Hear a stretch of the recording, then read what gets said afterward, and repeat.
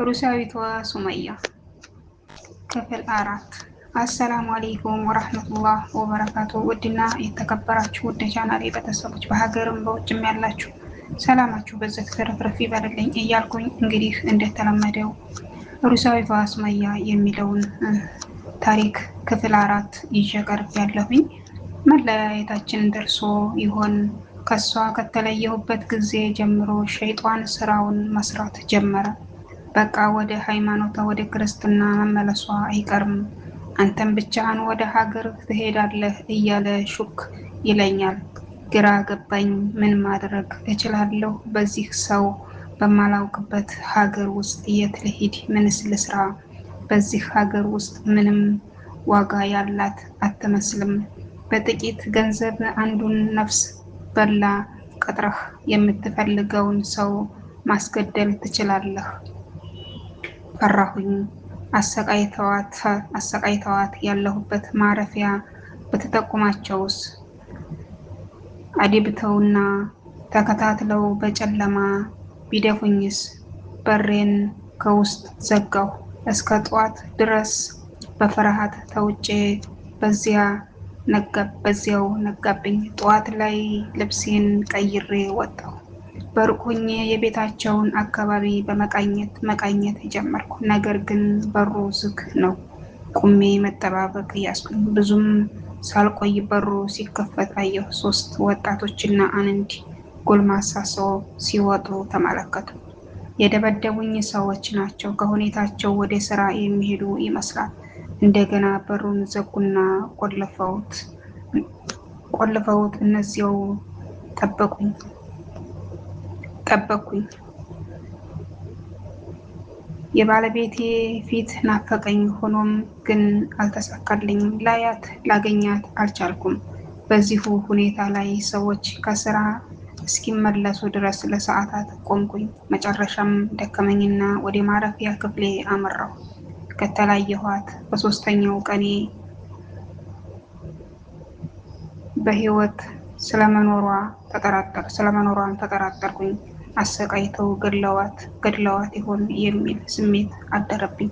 ምናልባት ገድለዋት ወይም ሞታ ከሆነ በአካባቢው ላይ የሆነ እንቅስቃሴ ይኖር ነበር።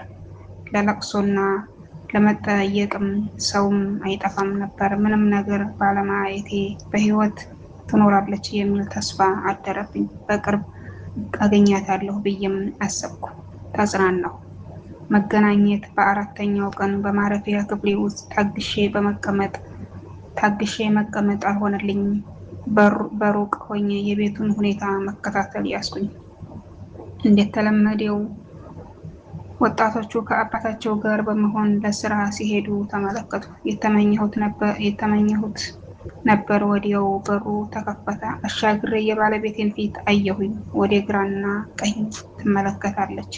ፊቷ ቀልቷል፣ ቆዳዋ በልዟል፣ ልብስ በደም ተጨማልቋል። በጣም ተጎድተዋታል። ሁኔታዋ አስደነገጠኝ፣ አሳዘነችኝ።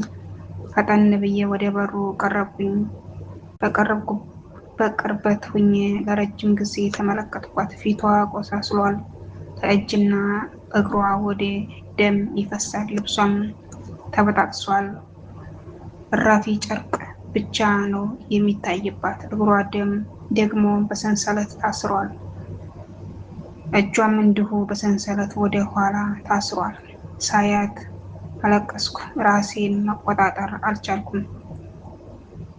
ድምፄን ከፍ አድርጌ ጠራኋት።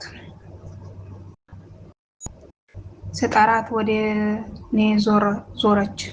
ስቃይዋን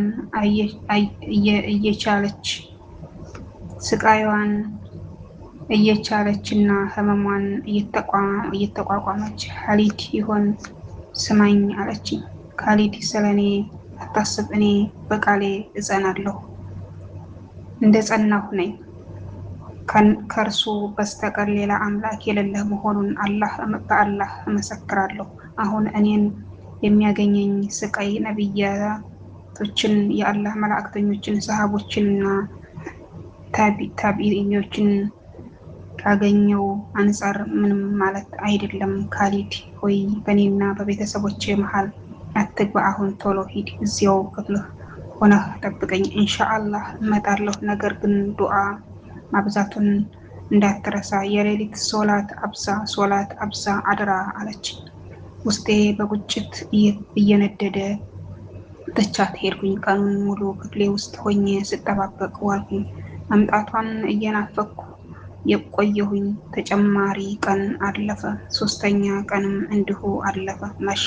በዚሁ ሁኔታ ላይ እያለሁ ድንገት የክፍሌ በር ተንኳኳ። ደነገጥኩኝ። ማን ይሆን? ማን ነው የሚያንኳኳው? በጣም ፈራሁ። በዚህ በኩል ሌሊት ሰዓትስ ማን ነው የሚመጣው?